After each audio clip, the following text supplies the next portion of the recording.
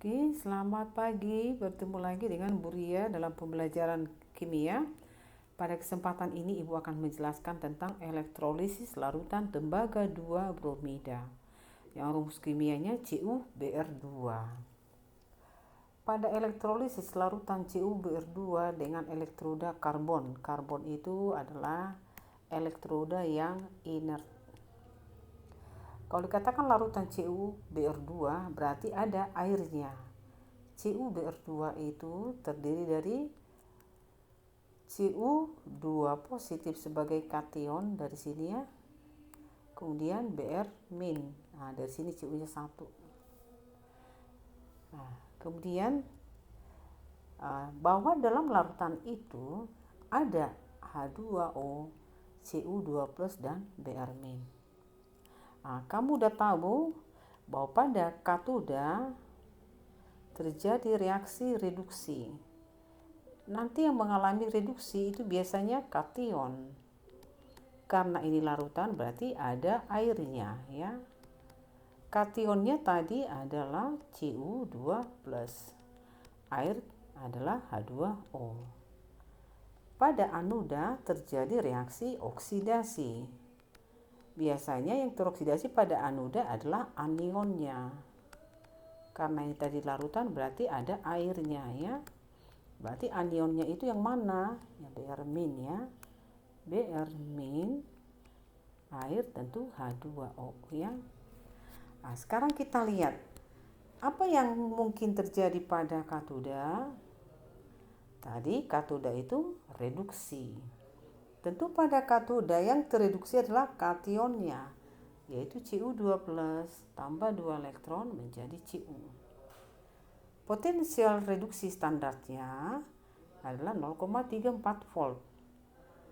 Kemudian H2O mengalami reduksi juga menjadi H2 tambah 2OH- dengan potensial reduksi standar min 0,83. Ya, perlu kamu pahami ya.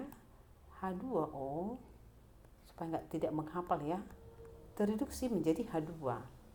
Nah, kamu udah tahu bilangan oksidasi H itu dalam H2O positif 1.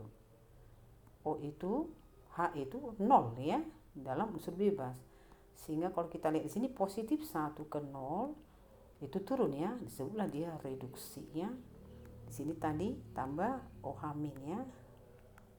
Jadi H2O tereduksi akan menjadi H2. Kita lihat potensial reduksi standarnya. Ternyata potensial reduksi Cu lebih besar dibanding H2O ya. Sehingga pada katoda yang tereduksi adalah Cu2 positif. Saya ulangi, potensial reduksi yang lebih besar itulah yang akan mengalami reduksinya. Nah, sehingga pada katoda tereduksi Cu2+ menjadi Cu. Tentu di sini tambah 2 elektron. Oke. Bagaimana reaksi yang mungkin pada anoda?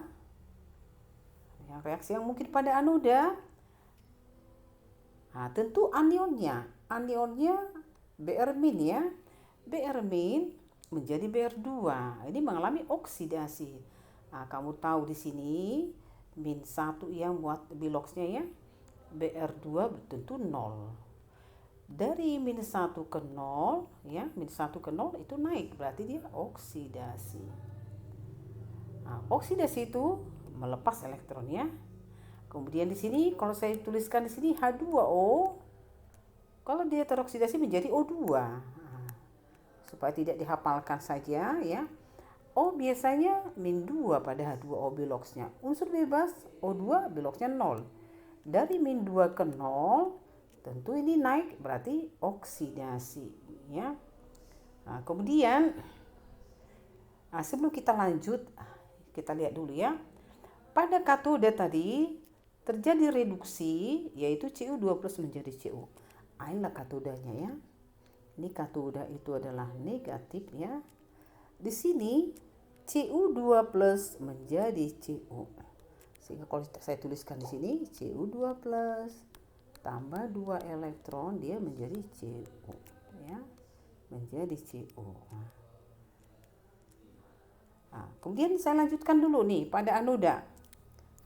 Kita lihat nih. Tadi yang mengalami oksidasi tadi Br min dan H2O. Ini yang mengalami oksidasi ya. Oksidasi. Sekarang kita lihat bagaimana harga potensial reduksi standar masing-masing ya. Br2 menjadi Br min ini mengalami reduksi ya. Potensial reduksi standarnya sekian. Kemudian potensial reduksi dari O2 tambah 4H plus menjadi H2O. Reduksi ya. Potensial reduksi standarnya 1,23. Kalau kita lihat di sini, yang paling kecil potensial reduksi standarnya adalah Br2 ya. Dari data terlihat potensial reduksi Br2 lebih kecil. Potensial reduksi yang lebih kecil akan mengalami oksidasi pada anoda. Perlu dipahami ya. Jadi potensial reduksi yang lebih kecil akan mengalami oksidasi. Sehingga inilah reaksi pada anoda. Br min menjadi Br2 tambah 2 elektron. Sehingga reaksi selnya adalah pada katoda tadi yaitu reduksi ya. Tereduksi Cu2 plus menjadi Cu.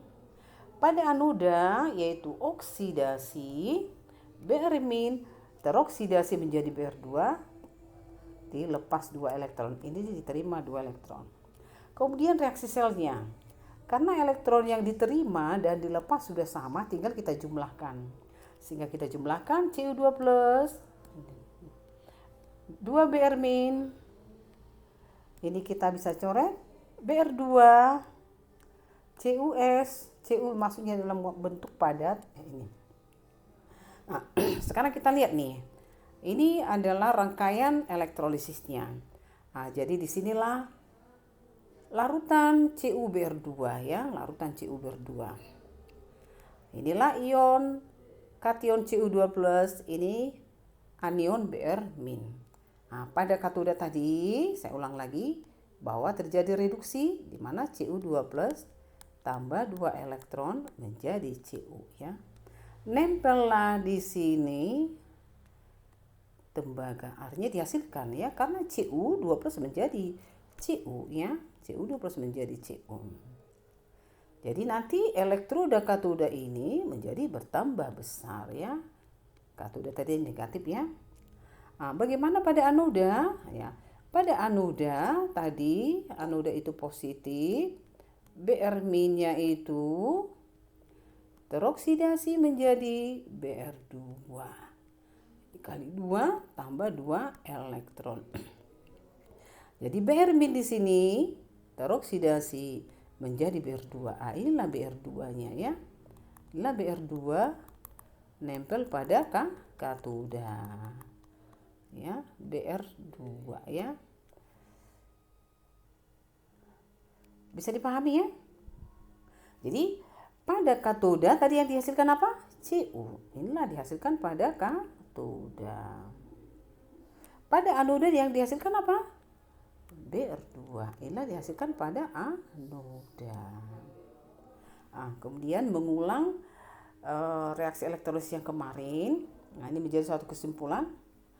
Jika kationnya bukan logam aktif maksudnya golongan 1A, 2Al, Mn.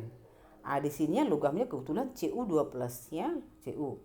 Artinya kationnya yang mengalami reduksi. Jadi tadi kationnya Cu2 plus tereduksi menjadi Cu. Karena dia bukan termasuk 1A, 2A, Al, dan Mn. Bagaimana misalnya ada Zn? Kalau elektrodanya Zn atau larutannya Zn, berarti Zn2 plus juga nanti akan tereduksi menjadi Zn. Oke, sekarang anionnya.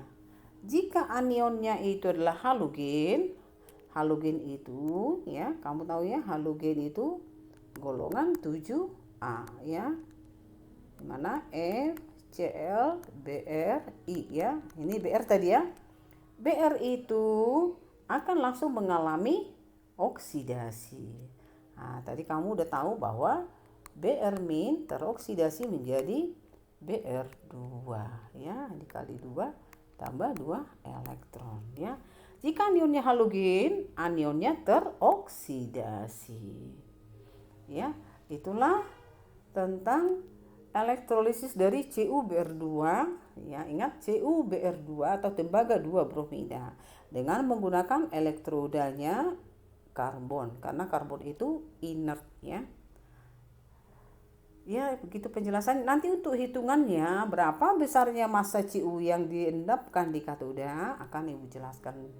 Sekian dan terima kasih. Tetap semangat dalam masa pandemi.